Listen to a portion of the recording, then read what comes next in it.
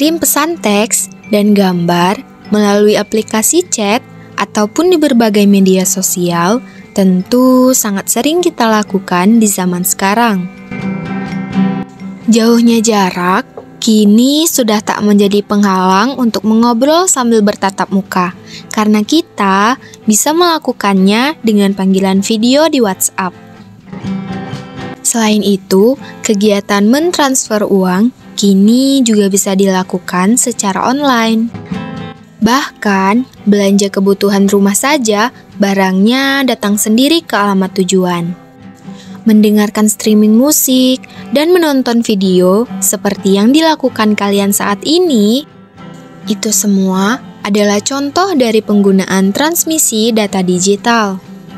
Transmisi data digital dapat dilakukan melalui dua macam cara loh teman-teman. Yang pertama, melalui penghantar konduktor atau kabel, dan yang kedua, melalui gelombang elektromagnetik. Tapi, teman-teman tahu nggak nih, apa sih transmisi data digital itu?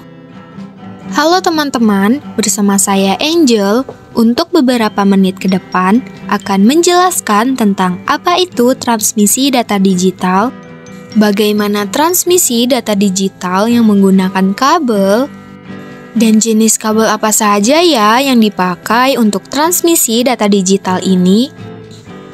Lalu bagaimana sih transmisi data digital yang melalui gelombang elektromagnetik? Kemudian, jenis gelombang apa saja yang dipergunakan untuk transmisi data digital ini? Sebelum masuk ke penjelasannya, klik tombol like dan subscribe-nya dulu ya, agar channel ini semakin semangat untuk berkembang. Terima kasih.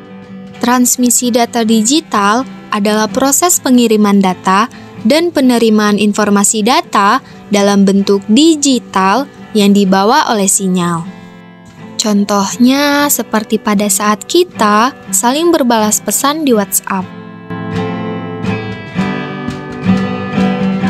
Berdasarkan jumlah rangkaian atau kabel yang menghubungkan dua buah perangkat digital, transmisi data digital melalui penghantar konduktor atau kabel dapat dibedakan menjadi dua jenis. Yang pertama, transmisi serial, dan yang kedua, transmisi paralel. Pada transmisi serial, pengirim dengan penerima, data dikirim atau data diterima 1 bit pada satu waktu melalui satu saluran.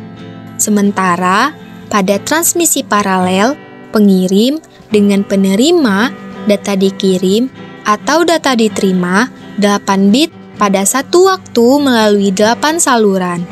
Simpelnya begini teman-teman, transmisi serial adalah transmisi digital yang hanya menggunakan satu sistem rangkaian koneksi. Contohnya seperti kabel USB dan kabel internet RJ45. Kemudian, transmisi paralel adalah transmisi data digital yang menggunakan lebih dari satu sistem rangkaian koneksi. Contohnya kabel printer DB25. Nah, adapun jenis-jenis kabel yang digunakan pada transmisi data digital, yang pertama kabel koaksial. Untuk strukturnya, kalian bisa melihat gambar ini ya. Kabel koaksial terdiri atas konduktor tembaga atau pembawa data, isolator dalam, serabut grounding untuk melindungi data dari interferensi gelombang lain, dan isolator luar untuk melindungi kabel secara keseluruhan. Kabel koaksial digunakan untuk mentransfer data dengan kapasitas yang kecil karena kecepatannya yang rendah. Kabel jenis ini biasanya digunakan pada jaringan komputer, telepon, dan kabel antena. Yang kedua, kabel fiber optik. Kabel ini biasanya menggunakan media cahaya untuk menghantarkan data yang berupa laser dan LED. Kemudian, kabel ini dapat menghantarkan data dengan kapasitas yang sangat besar dengan jarak yang sangat jauh. Kecepatan transmisi data pada kabel ini juga sangat tinggi, yaitu mencapai 1000 Mbps. Tingkat keamanan data yang ditransmisikan sangat baik karena kabel ini kebal terhadap interferensi gelombang elektromagnetik. Selain itu, ukuran kabel ini juga lebih kecil dibandingkan kabel yang biasanya, sehingga dapat menghemat ruangan. Kabel ini biasanya digunakan pada jaringan telepon dan komputer. Transmisi data digital melalui gelombang elektromagnetik lebih praktis dibandingkan dengan menggunakan instalasi kabel. Jangkauan transmisinya juga bisa dibuat lebih luas dibandingkan menggunakan kabel. Namun, kelemahan sistem ini adalah sinyal gelombang elektromagnetik relatif tidak stabil karena dipengaruhi oleh kondisi lingkungan, seperti kondisi cuaca atau adanya dinding penghalang. Adapun jenis gelombang elektromagnetik yang digunakan pada transmisi data digital, yang pertama, gelombang radio. Gelombang radio merupakan bagian dari gelombang elektromagnetik yang memiliki panjang gelombang yang sangat panjang, yaitu 1 sampai 100 juta meter, atau frekuensinya yang sangat rendah, yaitu 1 sampai 100 juta Hz. Dihasilkan oleh rangkaian osilator atau rangkaian RLC. Gelombang radio dapat digunakan untuk membawa data pada sistem telekomunikasi seperti sistem radio, televisi, dan telepon seluler. Pada gelombang radio diperlukannya antena pemancar dan antena penerima. Kedua, gelombang mikro. Gelombang mikro memiliki frekuensi dari 3 GHz sampai 300 GHz.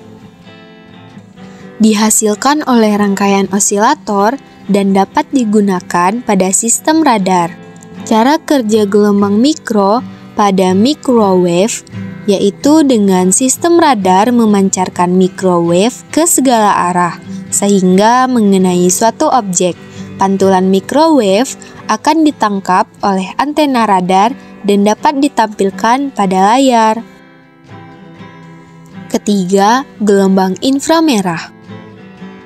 Gelombang inframerah mempunyai frekuensi dari 300 GHz sampai 40.000 GHz.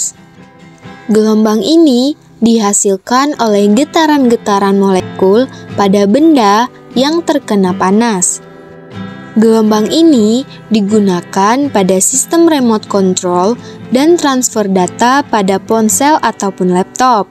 Dalam bidang kedokteran, digunakan untuk mendiagnosa kondisi organ tubuh dalam. Guys, semua jenis transmisi data digital memiliki kelebihan dan kelemahannya masing-masing, sehingga pemilihan jenis transmisi data digital yang tepat harus disesuaikan dengan kebutuhan penggunaannya. Dalam menggunakan hasil dari transmisi digital juga, kita harus bijak ya. Sekian video penjelasan dari saya. Jangan lupa untuk like, komen, dan share video ini ke teman-teman kalian. See you the next video guys. Bye-bye. Sains adalah ilmu pengetahuan yang dipelajari